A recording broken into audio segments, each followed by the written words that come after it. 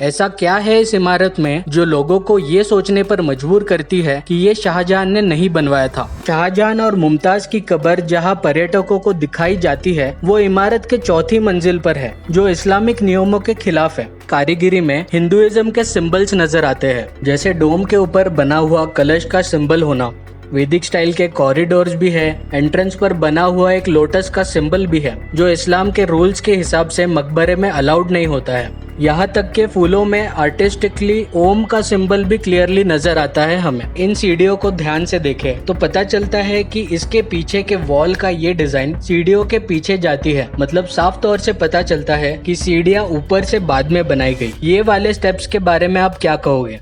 ये कौन से टाइप की सीढ़ियाँ है जो दीवार में घुस रही है? इसे यहाँ बनवाने का लॉजिक कुछ भी नहीं हो सकता है अनटिल एंड अनलेस इसके नीचे कुछ चीज हो जिसको छुपाने के लिए ये पर्पसली बनाया गया हो। ताजमहल के कॉम्प्लेक्स के ग्राउंड लेवल पर हमें पैसेजेस देखने को मिलते हैं जो नीचे बेसमेंट की ओर जाते हैं, और तो और इन पैसेजेस को वुडन शीट से पूरी तरह से एनक्लोज भी किया हुआ है। पर यहाँ एक स्पेशल साइन भी लगाया गया है कि यहाँ रुकना मना है और इस पैसेज का फोटो लेना भी निषेध है।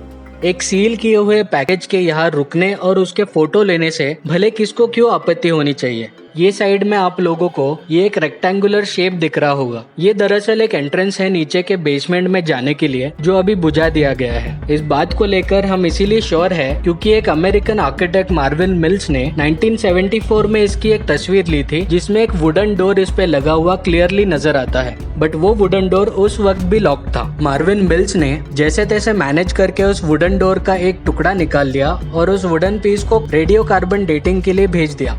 और उस कार्बन डेटिंग में से ये सामने आया कि वो वुडन दरवाजा ताजमहल के कंस्ट्रक्शन के डेट से 250 से 300 साल पुराना था। जैसे ही ये खबर उस वक्त न्यूज़पेपर्स में सामने आई, तब आर्कियोलॉजिकल सर्वे ऑफ इंडिया ने तुरंत उस डोर को ईंट और प्लास्टर से कवर कर दिया था।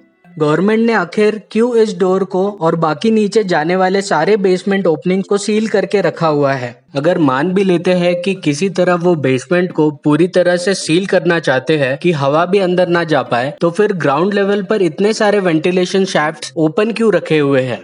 इससे तो ये साफ होता है कि गवर्नमेंट अथॉरिटीज को नीचे हवा जाने से कोई प्रॉब्लम नहीं है। अगर प्रॉब्लम है तो आम जनता को नीचे क्या है उसे देखने से है।